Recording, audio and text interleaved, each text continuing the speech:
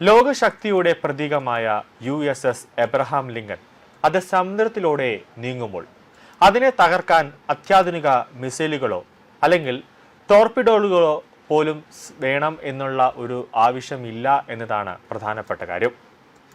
എന്നാൽ കണ്ണിൽ കാണാത്ത ഒട്ടും ശബ്ദമില്ലാത്ത ഒരു ശത്രു ഈ ഭീമമായ അല്ലെങ്കിൽ ഈ ഏറ്റവും മറ്റുള്ള കപ്പലുകളൊക്കെ അല്ലെങ്കിൽ യുദ്ധക്കപ്പലുകളൊക്കെ പേടിക്കുന്ന ഈ കപ്പലിനെ ഓരോ നിമിഷവും ആക്രമിച്ചു കൊണ്ടിരിക്കുകയാണ്.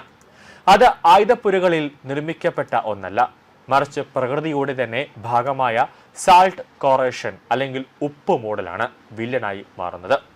വർഷങ്ങളോളം തുടർച്ചയായി കപ്പലിന്റെ ഉരുക്ക് കവചങ്ങളെ കാർന്നു തിന്നുന്ന ഈ നിശബ്ദ യുദ്ധം ശത്രു രാജ്യങ്ങളുടെ ആക്രമണത്തെക്കാൾ വലിയ സാമ്പത്തിക സാങ്കേതിക പ്രതിസന്ധിയാണ് നാവികസേനയ്ക്ക് സൃഷ്ടിക്കുന്നത്. കടലിന്റെ മേൽഭാഗത്ത് കാറ്റിനൊപ്പം പടരുന്ന ചെറുതും അതിസൂക്ഷ്മവുമായ ഉപ്പുവെള്ള തുള്ളികളും ഉയർന്ന സോഡിയം ക്ലോറൈഡ് സാന്ദ്രതയും അടങ്ങിയ ഈ മൂടൽ മഞ്ഞ് പ്രത്യേകിച്ച് ചൂടും അതോടൊപ്പം തന്നെ ആർദ്രതയും കൂടി സമുദ്ര മേഖലകളിൽ പ്രവർത്തിക്കുന്ന കപ്പലുകൾക്ക് വലിയ വെല്ലുവിളിയാണ് സൃഷ്ടിക്കുന്നത്. പുറത്തുനിന്ന് നോക്കുമ്പോൾ ഇരുമ്പ് കൊണ്ട് നിർമ്മിച്ച ഭീമൻ ഘടനയായി തോന്നുന്ന ഒരു വിമാനവാഹിനി കപ്പലിന്റെ ഉള്ളറകളിലേക്ക് പോലും ഈ അദൃശ്യ ശത്രു കയറി ചെല്ലുന്നു. അതുകൊണ്ട് തന്നെ ഒരു യുദ്ധക്കപ്പലിന്റെ യഥാർത്ഥ പോരാട്ടം പലപ്പോഴും സമുദ്രത്തോടും കാലാവസ്ഥയോടും നാശത്തോടുമാണ് നടക്കുന്നത്. സാധാരണയായി ആളുകൾ കരുതുന്നത് കപ്പലുകളുടെ പുറംഭാഗമാണ് ഉപ്പുവെള്ളത്തിന്റെ ആക്രമണത്തിന് ഏറ്റവും അധികം ഇരയാകുന്നത് എന്നാണ്. എന്നാൽ യാഥാർത്ഥ്യം അതിനേക്കാൾ എത്രയോ സങ്കീർണമാണ്.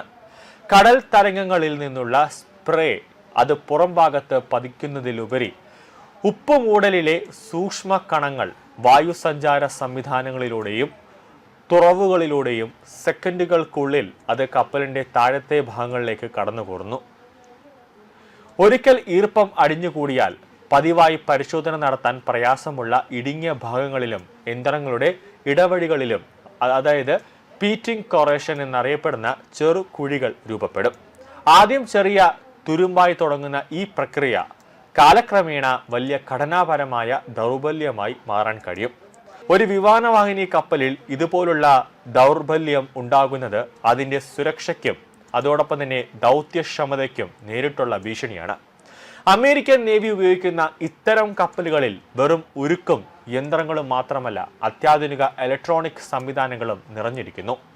റഡാർ ആശയവിനിമയ ഉപകരണങ്ങൾ, നാവിഗേഷൻ സംവിധാനം, മിസൈൽ നിയന്ത്രണ സോഫ്റ്റ്വെയർ, ഫ്ലൈറ്റ് ഓപ്പറേഷൻ കൺട്രോൾ യൂണിറ്റുകൾ തുടങ്ങി ആയിരക്കണക്കിന് സെൻസിറ്റീവ് സംവിധാനങ്ങൾ ഒരു വിമാനവാഹിനി കപ്പലിന്റെ ഹൃദയഭാഗമാണ്. ഉപ്പ് മോഡലിലെ സൂക്ഷ്മ ഉപ്പ് ആ പരലുകൾ സർക്യൂട്ട് ബോർഡുകളിലോ അല്ലെങ്കിൽ കണക്ഷൻ പോയിന്റുകളിലോ അടിഞ്ഞുകൂടുമ്പോൾ വൈദ്യുതി ചോർച്ച, ഷോർട്ട് സർക്യൂട്ട്, ഡേറ്റ പിശക്, സെൻസർ തകരാർ എന്നിവയ്ക്ക് ഒരു പ്രധാന കാരണമാകുന്നു. യുദ്ധ സാഹചര്യത്തിൽ ഒരു റഡാർ നിമിഷങ്ങൾക്കെങ്കിലും പ്രവർത്തനരഹിതമാകുന്നത് പോലും വലിയ അപകടത്തിലേക്ക് നയിക്കും. അതുകൊണ്ട് ഇത്തരത്തിലുള്ള ഉപകരണങ്ങൾ നിയന്ത്രിത ഈർപ്പ നിലയിലുള്ള മുറികളിൽ സൂക്ഷിക്കുകയും നിരന്തരമായി ശുചീകരിക്കുകയും ചെയ്യുന്നത് അനിവാര്യമാണ് എന്നാണ് പറയുന്നത്.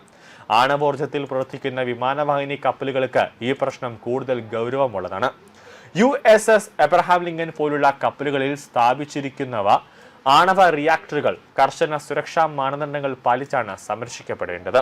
റിയാക്ടറുകളെ ചുറ്റിപ്പറ്റിയുള്ള ഘടനാപരമായ വസ്തുക്കളിലും സപ്പോർട്ട് സംവിധാനങ്ങളിലും ദീർഘകാല ഈർപ്പം ആ ഈർപ്പബാധ ഉണ്ടാകുന്നത് അനുവദിക്കാനാവില്ല എന്നും അതിനാൽ പ്രത്യേക വെന്റിലേഷൻ സംവിധാനങ്ങൾ, ഡ്രൈ എയർ സർക്കുലേഷൻ, താപനില നിയന്ത്രണം, സീലിംഗ് സംവിധാനങ്ങൾ എന്നിവ ഉപയോഗിച്ച് റിയാക്ടർ ഭാഗങ്ങളിൽ സൂക്ഷ്മതലത്തിൽ പോലും ഈർപ്പം നിയന്ത്രിക്കുന്നുണ്ട്. ഇത് വെറും ഒരു പരിപാലന പ്രവർത്തനം മാത്രമല്ല, ആണവ സുരക്ഷയുടെ അടിസ്ഥാന ഘടകം കൂടിയാണ്.